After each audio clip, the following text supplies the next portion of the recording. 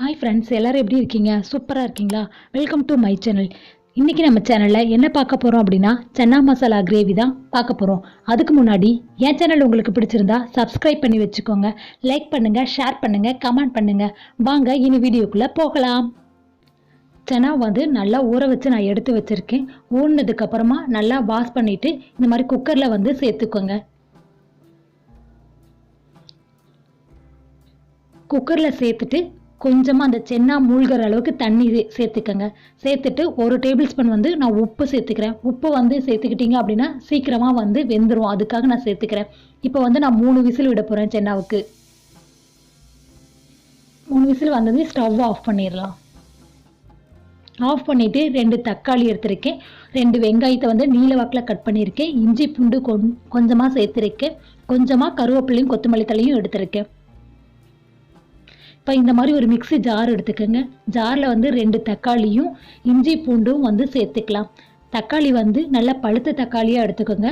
அதே மாதிரி தக்காளி புளிப்பாக இருந்தது அப்படின்னா 1.5 தக்காளி போட்டுக்கோங்க, போதும். இதை வந்து நல்லா ஃபைன் பேஸ்ட்டாக அரைச்சி எடுத்துகிட்டு வந்துக்கலாம். இதில் வந்து தண்ணி ஊற்ற வேண்டாம், அந்த தக்காளியோட எசன்ஸே போதும், நல்லா மைய அரைச்சிரும் அதுவே.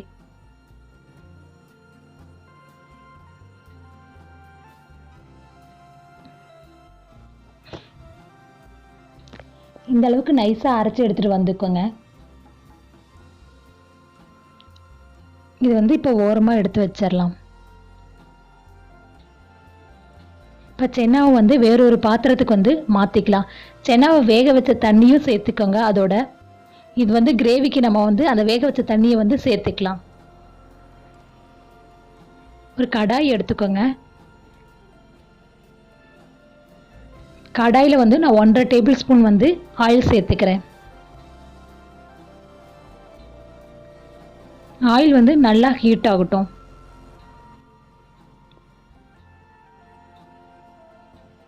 சோம்பு வந்து 1 டேபிள் ஸ்பூன் எடுத்திருக்கேன். ஜீரகம் வந்து 6 டேபிள் ஸ்பூன் வந்து எடுத்திருக்கேன். ஒரு பிரியாணி இலையை வந்து 2ஆக கட் பண்ணியிருக்கேன். கொஞ்சமாக பட்டை எடுத்திருக்கேன். பட்டை வந்து சின்ன பீஸாக அதை சின்ன சின்னதாக கட் பண்ணி எடுத்திருக்கேன். இது எல்லாம் பொரிஞ்சதுக்கப்புறமா வெங்காயம் ஆட் பண்ணிக்கலாம். வெங்காயம் வந்து நான் நீல வாக்கில் கட் பண்ணியிருக்கேன், நீங்கள் சின்ன சின்னதாக கட் பண்ணிக்கிட்டாலும் சரி. வெங்காயம் வந்து நல்லா ஃப்ரை ஆகட்டும்.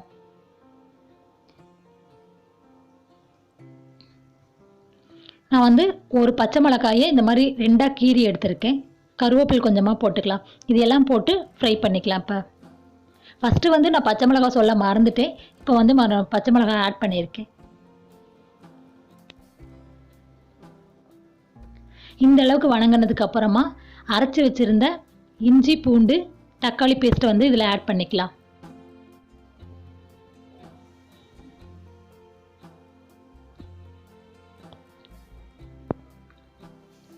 இது எல்லாத்தையும் சேர்த்து நல்லா வணக்கி விடுங்க.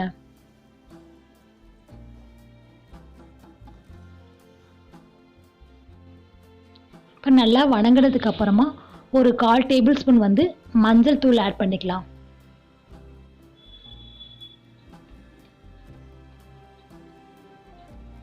அரை டேபிள் ஸ்பூன் வந்து கரம் மசாலா ஆட் பண்ணியிருக்கேன். 1 டேபிள் ஸ்பூன் வந்து தனி மிளகாத்தூள் ஆட் பண்ணியிருக்கேன். 6 டேபிள் ஸ்பூன் வந்து மல்லித்தூள் ஆட் பண்ணியிருக்கேன். உங்ககிட்ட சன்னா மசாலா இருந்தது அப்படின்னா நீங்கள் கரம் மசாலாவும் மல்லித்தூளை ஆட் பண்ண தேவையில்லை. அதுக்கு பொதுவாக நீங்கள் டைரெக்டாக சன்னா மசாலாவே போட்டுக்கோங்க. எங்கிட்ட சன்னா மசாலா இல்லாதனால நான் இப்படி சேர்த்துருக்கேன். இப்போ இதில் இருக்கிற பச்சை வாசனை போகிற அளவுக்கு வணக்கி எடுத்துக்கலாம். இப்போ நல்லா வணங்கினதுக்கு அப்புறமா சென்னாவை வேக வச்சுருந்த தண்ணியை வந்து கொஞ்சமாக நான் சேர்த்துக்கிறேன். இப்போ வந்து இது நல்லா ஒரு கொதி வரட்டும்.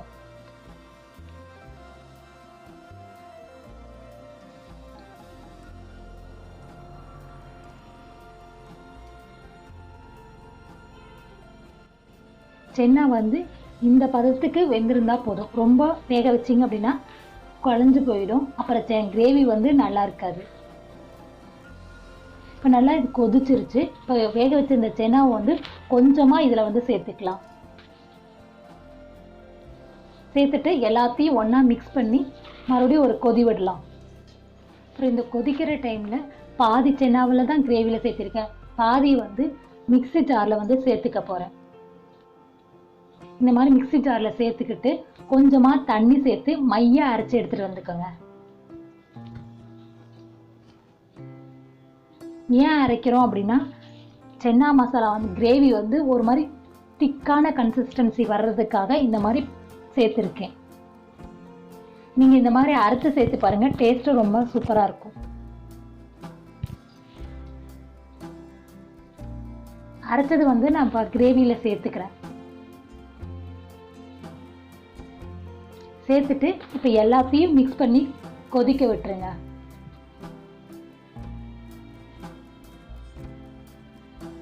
இப்போ எல்லாத்தையும் மிக்ஸ் பண்ணிக்கோங்க.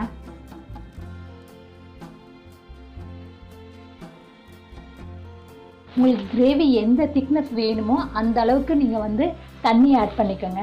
தண்ணி நிறையா ஆட் பண்ணிங்க அப்படின்னா கொதிக்க வர்றதுக்கு நிறையா நேரம் ஆகும். அப்பப்போ வந்து கிண்டி விட்டுக்கோங்க.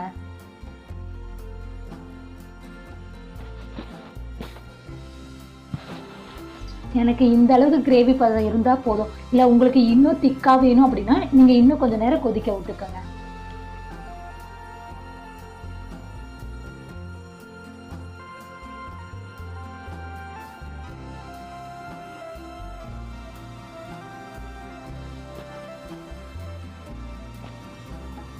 இப்போ வந்து நான் ஸ்டவ்வை ஆஃப் பண்ணிவிட்டு கொஞ்சமாக கொத்தமல்லி தழை சேர்த்துக்க போகிறேன். சேர்த்துட்டு நான் வேறொரு பாத்திரத்துக்கு மாற்றிக்கிறேன். அவ்வளோதான், நம்ம சென்னா மசாலா கிரேவி ரெடி ஆயிடுச்சு.